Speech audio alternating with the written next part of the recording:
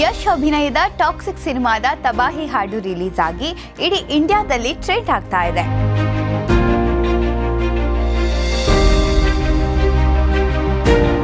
ಆದ್ರೆ ಈ ಹಾಡಿನ ಗೀತ ರಚನೆಕಾರ ಯೋಗರಾಜ್ ಭಟ್ ಅವರು ತಮ್ಮ ಫೇಸ್ಬುಕ್ ಖಾತೆಯಲ್ಲಿ ಈ ಹಾಡಿನ ಬಗ್ಗೆ ಒಂದು ಪೋಸ್ಟ್ ಹಂಚಿಕೊಂಡ ತಕ್ಷಣ ಕಮೆಂಟ್ ಬಾಕ್ಸ್ನಲ್ಲಿ ಕಮೆಂಟ್ ವಾರ್ ಶುರುವಾಗಿದೆ. ಭಟ್ಟರು ಹಂಚಿಕೊಂಡ ಆ ಪೋಸ್ಟ್ನಲ್ಲಿ ಏನಿತ್ತು?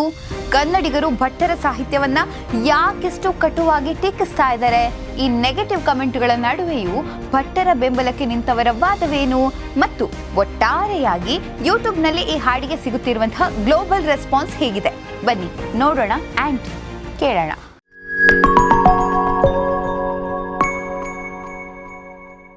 ಯೋಗರಾಜ್ ಭಟ್ರು ತಮ್ಮ ಫೇಸ್ಬುಕ್ ಪೇಜ್ನಲ್ಲಿ ಮುಖ್ಯವಾಗಿ 2 ಫೋಟೋಗಳನ್ನು ಹಂಚಿಕೊಂಡಿದ್ರು. ಮೊದಲನೇದು ನೀವು ನೋಡ್ತಿರುವ ಈ ಕೈ ಬರಹದ ಸಾಹಿತ್ಯ.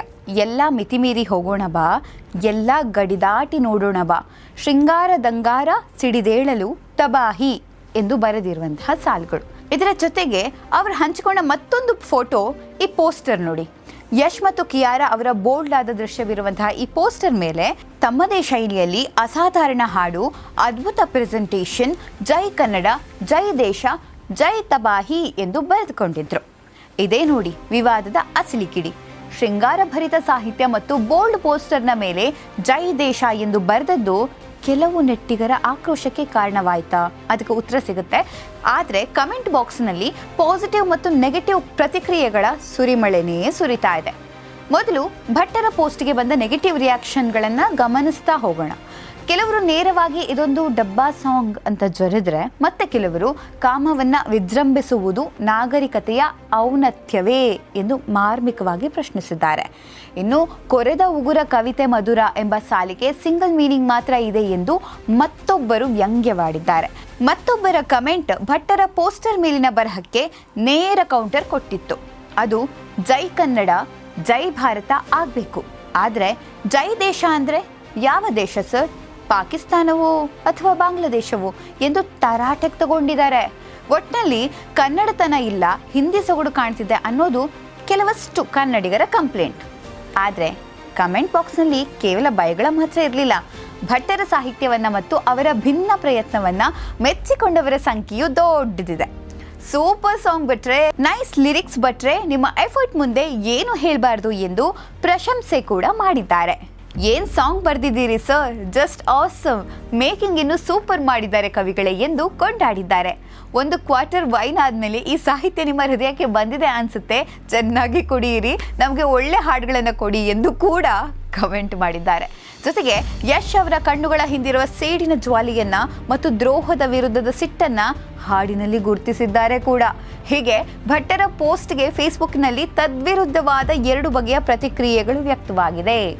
ಇನ್ನು ಫೇಸ್ಬುಕ್ನ ಈ ವಿವಾದದಿಂದ ಹೊರಗಡೆ ಬಂದು ಯೂಟ್ಯೂಬ್ನಲ್ಲಿ ಇಡೀ ದೇಶ ಈ ಹಾಡನ್ನು ಹೇಗೆ ನೋಡ್ತಾ ಇದೆ ಅನ್ನೋದನ್ನು ಗಮನಿಸ್ತಾ ಹೋಗೋಣ.